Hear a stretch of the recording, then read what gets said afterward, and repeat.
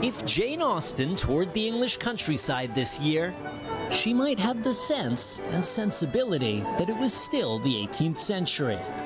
She'd be at home among the bonnets and top hats with only the occasional smartphone letting her know it's 2025, not 1775. That's because 250 years after her birth, Austen is being celebrated across Britain at costume events like this, honoring the pioneering novelist whose timeless tales of family and romance still delight to this day.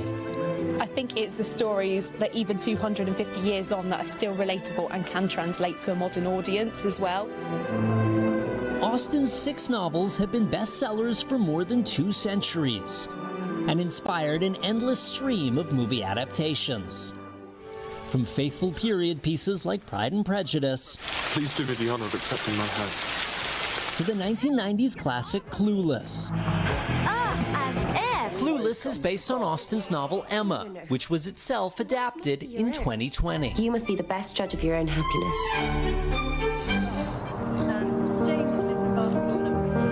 We head to the house where Austen spent her final years writing and revising her books. It all happened here. It is a site of extraordinary creativity. Lizzie Dunford is the director of Jane Austen's house. So this is Jane Austen's writing table. She wrote here? She wrote here. You can see actually this side of the table is slightly more worn down. Literally, it's worn out because she was leaning over it and she's writing over it. Wow. And it is really small. It's tiny. I know, but it makes sense when you see her surviving manuscripts. She'd make little booklets. She'd take paper and she'd fold it in half, and this is what she'd write on. Booklets that would turn into Pride and Prejudice, and one of literature's most famous opening lines. It is a truth universally acknowledged that a single man in possession of a good fortune must be in want of a wife. Among the visiting Austen superfans were many Americans, including Amy Shagnet, a high school teacher from San Diego. This feels like a Jane Austen Comic-Con, you know, a Jane Austen convention. So it's cool to geek out with other Jane Austen nerds. Do you have a favorite book? By this point, I was starting to feel a little underdressed. Fortunately, there was someone who could help. Zach Pinsent is a tailor who specializes in clothing from Austen's era. Hello, hello. Hello there. What a pleasure. Pleasure to meet you. We can probably do a sort of Regency glow up, as it were. We started with the cravat, forerunner to the bow tie. The thing about bow ties is it's like tying your shoelace, but round your neck. Yes. Followed by a floral waistcoat. I'm starting to feel quite the dandy. And a slightly more sober jacket.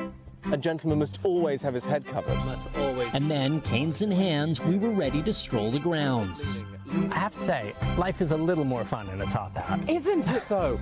Feeling for just a moment that we'd step back in time, like minor characters in one of Austen's great novels.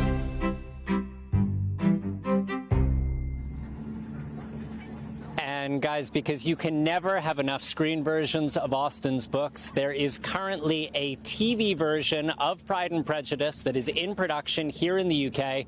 It is going to be released on Netflix. And with that, I am going to wish you top of the morning and a very lovely weekend. And we here are off for a cup of tea or just possibly to the pub. Guys. That's what I'm talking about. I love the hat, Raph. Yeah, Raph looks like he's ready to sing Chim Chimney, Chim Chimney, Chim Chim Chimney. Thank you. Oh, there we nice. Go. Hey, thanks for watching. And don't forget, you can catch the Today Show every morning on NBC or take Today when you're on the go. Just follow the Today podcast on Apple Podcasts, Spotify, or wherever you listen.